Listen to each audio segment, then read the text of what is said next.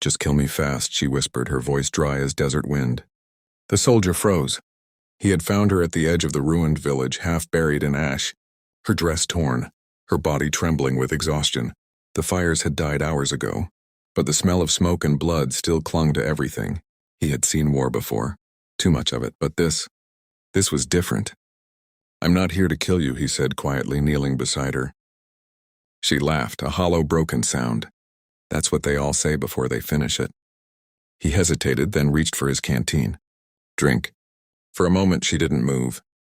Then her shaking hands lifted and she took it. The water spilled down her chin as much as it went into her mouth. Only then did he notice how tightly she was clutching the torn fabric of her skirt, as if holding it down required all the strength she had left. What happened here, he asked. Her eyes flickered with fear. Not at the memory, but at him. Don't, she said quickly, pulling back. Don't look. That warning alone told him enough. Still, something felt wrong. The way she guarded herself wasn't just fear, it was shame. Deep, suffocating shame. I need to see if you're hurt, he said, his voice steady but gentle. If you're bleeding, No, she snapped, panic rising. Please, just leave it. Or kill me, just don't look. The soldier clenched his jaw. He had heard pleas like that before. People begging for death instead of what came after. But he wasn't going to walk away. Carefully, slowly, he reached out. I'm not going to hurt you. Her breathing became uneven. For a second, he thought she might fight him, but she didn't. Instead, she squeezed her eyes shut as if bracing for something worse than pain. With careful hands, he lifted the edge of her skirt just enough to see. And then he stopped. His entire body went still. Burned into her skin, crude and brutal, were words, blackened scars that had not yet healed. Not a symbol, not a mark of ownership, a message, a warning. The soldier's face hardened as he read it. His grip tightened slightly, not on her but on the rage rising inside him. Who did this? He asked, his voice low. She didn't answer. Tears slipped from the corners of her eyes. You've seen it now, she whispered. So go ahead. Finish it. He gently lowered her skirt back into place, as if covering something sacred rather than something broken. I said I'm not going to kill you, he replied. Then you're a fool, she murmured. Because anyone who sees that, they don't let people like me live. He shook his head. Not everyone. For the first time she opened her eyes and looked at him, really looked at him. And for the first time since he arrived, her fear wavered. Just slightly. The silence between them stretched, heavy with everything unsaid.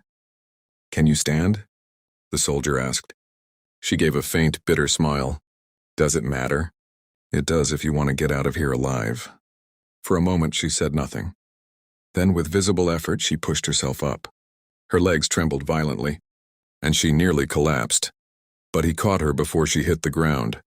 She flinched at his touch. Easy, he said, loosening his grip slightly but not letting go. I've got you. I don't need saving, she muttered, though her body leaned into him despite the words. Maybe not, he replied, but you need help. That she didn't argue with. They moved slowly through the ruins, the soldier supporting most of her weight. The village was eerily quiet, no survivors, no voices, only the distant howl of wind through broken wood. Why didn't they kill you? He asked after a while.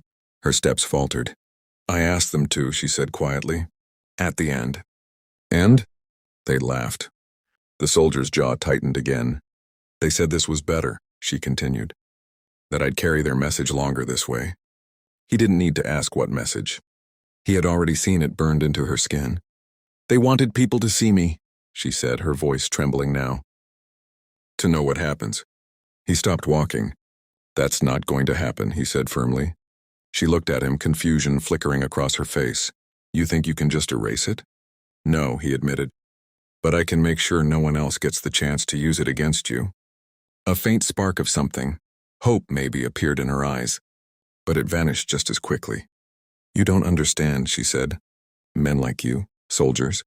Once they know, he interrupted quietly, they decide what kind of man they are. She stared at him. And I've already decided. They reached the edge of the village where his horse was waiting.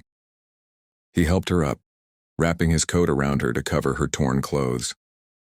Where are we going? She asked. Somewhere safe.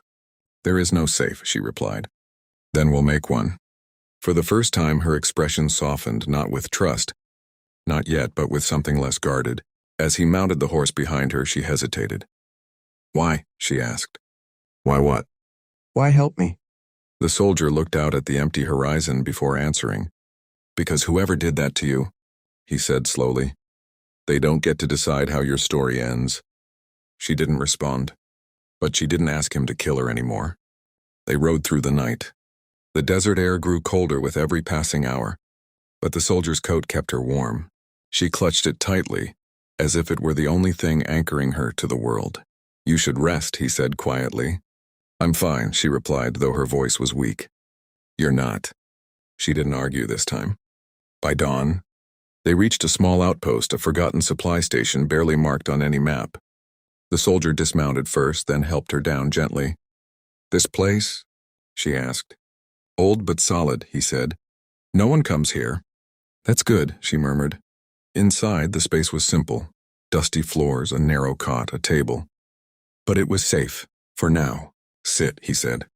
She obeyed, lowering herself carefully. He moved around the room, gathering what little medical supplies he had left.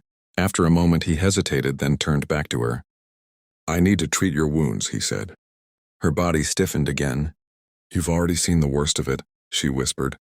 "That doesn't mean it doesn't need care."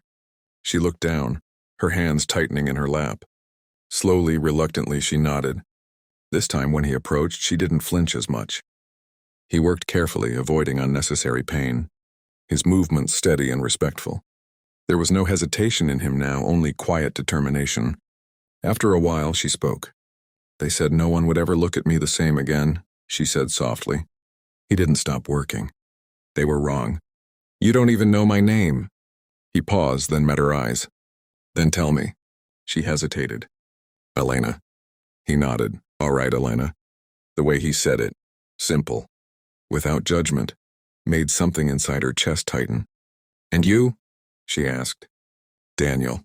A faint, almost invisible smile touched her lips. "Daniel," she repeated as if testing the sound of it. When he finished, he stepped back. "You'll heal," he said. "It'll take time, but—" "What about this?" she interrupted, her voice breaking slightly as her hand hovered near the hidden scar. Daniel's expression didn't change. "That," he said, "doesn't define you." They made sure it would. They tried.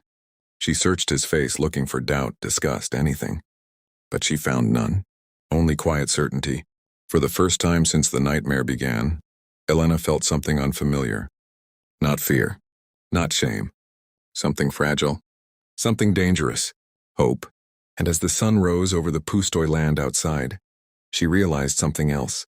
She no longer wanted to die, because someone had finally looked at her and chosen to see more.